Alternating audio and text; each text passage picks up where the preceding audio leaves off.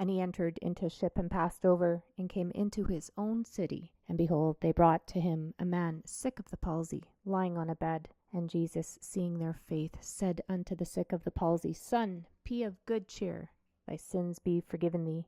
And behold, certain of the scribes said within themselves, This man blasphemeth. And Jesus, knowing their thoughts, said, Wherefore think ye evil in your hearts? For whether is easier to say, Thy sins be forgiven thee, or to say, Arise and walk? But that ye may know that the Son of Man hath power on earth to forgive sins. Then saith he to the sick of the palsy, Arise, take up thy bed, and go unto thy house. And he arose and departed to his house. And when the multitude saw it, they marveled, and glorified God, which had given such power unto men. And as Jesus passed forth from thence, he saw a man named Matthew, sitting at the receipt of custom. And he saith unto him, Follow me. And he arose and followed him.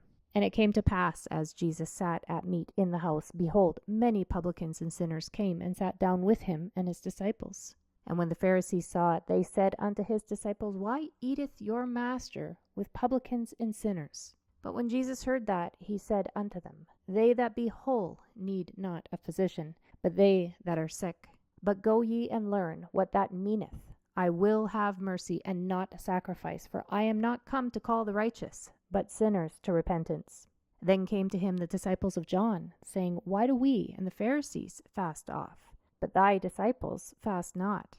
And Jesus said unto them, Can the children of the bride chamber mourn, as long as the bridegroom is with them? But the days will come, when the bridegroom shall be taken from them, and then shall they fast. No man putteth a piece of new cloth under an old garment, for that which is put in to fill it up taketh from the garment, and the rent is made worse. Neither do men put new wine into old bottles, else the bottles break, and the wine runneth out, and the bottles perish. But they put new wine into new bottles, and both are preserved. While he spake these things unto them, behold, there came a certain ruler, and worshipped him, saying, My daughter is even now dead, but come and lay thy hand upon her, and she shall live. And Jesus arose and followed him, and so did his disciples. And behold, a woman which was diseased with an issue of blood 12 years came behind him, and touched the hem of his garment. For she said within herself, If I may but touch his garment, I shall be whole.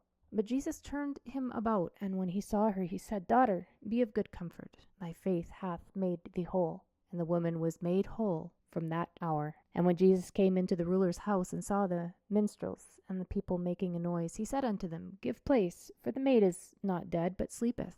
And they laughed him to scorn.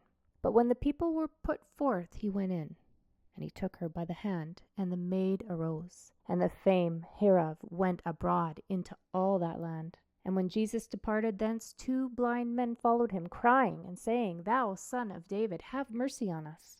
And when he was come into the house, the blind men came to him. And Jesus saith unto them, Believe ye that I am able to do this? They said unto him, Yea, Lord. Then touched he their eyes, saying, According to your faith be it unto you. And their eyes were opened, and Jesus straitly charged them, saying, See that no man know it.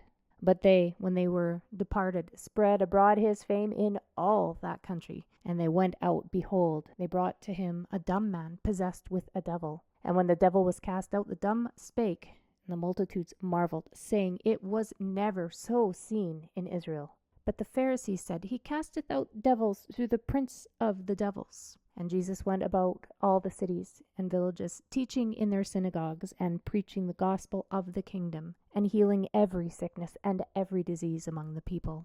But when he saw the multitudes, he was moved with compassion on them, because they fainted, and were scattered abroad as sheep having no shepherd. Then saith he unto his disciples, The harvest truly is plenteous, but the laborers are few.